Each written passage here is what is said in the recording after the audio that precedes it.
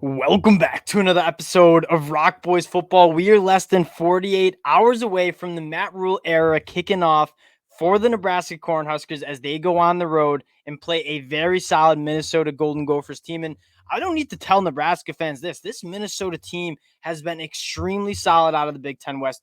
PJ Fleck has done a phenomenal job instilling a culture. And for Nebraska fans, you have to be really excited about this week one matchup because you're going to find out a lot about what this team will be in 2023 under Matt Rhule. Because this is a Minnesota team that I think, from a talent standpoint, Nebraska can certainly go on the road and win. That being said, you're going to have to play good football to beat a team like Minnesota because they are about as solid as it comes. We're going to be talking about 5 key factors for Nebraska to go on the road and beat this Minnesota team. Now, before we get into it, just want to say, and just give a quick shout out to the Nebraska fans. The amount of support you guys have shown the boys all offseason truly does mean a lot. You guys know how excited I am for the Matt Rhule era in Lincoln, Nebraska. The support from you guys really does mean a lot. So one, if you do enjoy the content, consider subscribing to the channel. But more importantly, the best part about doing this, especially when you're talking Nebraska football, is hearing from you guys in the comment section. I learn a ton from you guys. I love chopping it up about football with you guys in the comment section. So would love to hear some of your keys to Nebraska going on the road and beating this Minnesota team.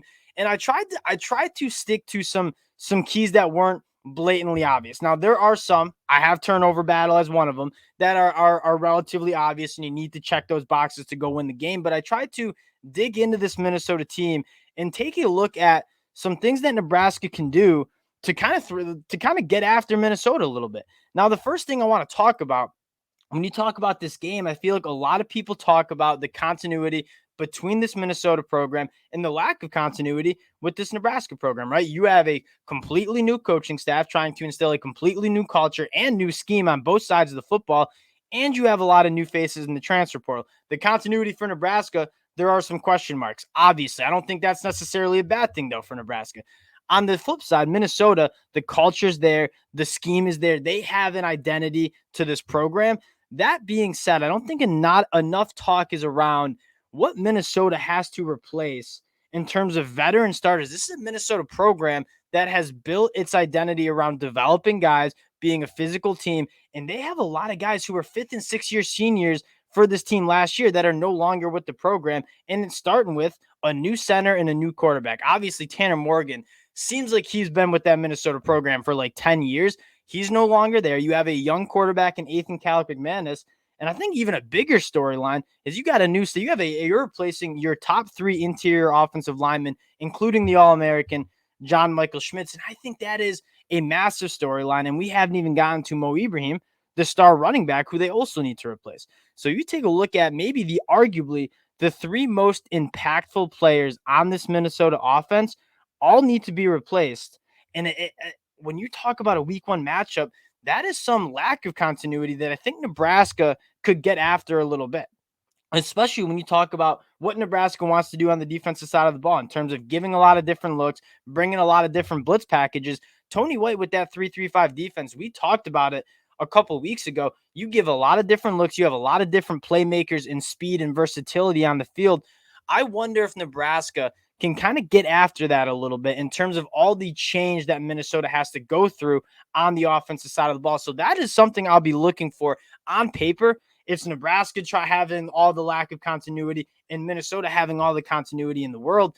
I don't know if that's necessarily the case because they're replacing a lot of names that have been kind of staples in this Minnesota program for the last couple of years. Now, number 2, and this is, I think, probably the biggest key for Nebraska, definitely on the defensive side of the ball, is winning on 1st and 2nd down.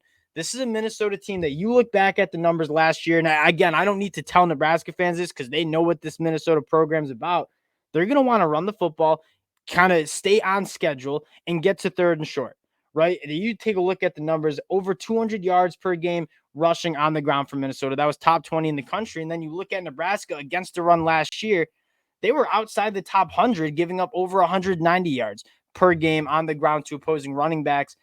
Nebraska, if they can win on 1st and 2nd down, force Minnesota into some obvious passing situations on 3rd down, 3rd and 7+, I really do think Nebraska can get after this Minnesota team, because you have a quarterback in Ethan McManus who he's very talented. He's a big body, a little bit better of an athlete than Tanner Morgan with a big arm. That being said, when you've seen him throw the football, I mean, 3 touchdowns to 4 interceptions, he's a guy that I don't think Minnesota wants to be in obvious passing situations with.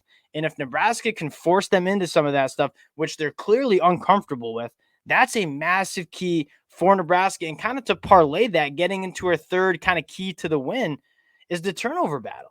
I think if you can force Minnesota into some third and obvious passing situations where they're uncomfortable, I think Tony White's going to scheme up a lot of different blitz packages, a lot of different coverage packages that can kind of confuse a young quarterback and Ethan McManus. Again, this is a team that, as solid as Minnesota was, they threw a lot of interceptions last year, 3.5% interception ratio. That was outside the top 80 for Minnesota. You don't necessarily associate turnovers with the Minnesota team. They weren't great throwing the football in obvious passing situations. And if you can force them into that, Tony White can get a little bit more aggressive on third and long. That's when I think Nebraska can really get after a team that, in terms of experience on the offensive side of the ball, is a little bit younger, right? You're going to have a new center. You're going to have a new quarterback. Really looking forward to seeing if Nebraska can win on first and second down, force some obvious passing situations. Can you start forcing some turnovers in a game that's going to be as low scoring as this game, when teams are going to want, both teams are going to want to run the football. The clock is going to keep ticking. If you can force some big turnovers, get some short fields, that's the key to winning this game. Now, the fourth reason, and this is something that when you, again, associate Minnesota, they have an elite defense. The numbers, the metrics, top 10 in a lot of different metrics. Joe Rossi's done a phenomenal job with this Minnesota defense. That being said, one thing that I think a lot of Nebraska fans have been really frustrated with is pass protection. This is a Minnesota team that was not very good in terms of sack percentage last year. They don't really have that guy to really dial it up. And I'm really interested to see if Nebraska's offensive line can take a step. And it's a position group that we've talked a lot about in terms of, like, it struggled last year. I think Casey Thompson's a lot better of a quarterback than a lot of people gave him credit for, because this Nebraska offensive line just didn't give him much pass protection. I like Nebraska starting 5. I think they're finally healthy. They're a veteran group. Can you give Jeff Sims some time in the pocket to push the ball down the field? Because if you can, I think that's another key to the game. And again, Minnesota is not necessarily elite in terms of the pass rushers. Now, the last reason, and this this one's a little bit obvious, but I do think it plays a bigger role than a lot of people are talking about. It's the Matt Rhule impact. I mean, this is a Nebraska team that they're top 25 in talent race. 24/7 Sports just released a talent composite score. Nebraska's top 25. They've been top 25. They've recruited well. They've had the talent. What has been the issue with Nebraska?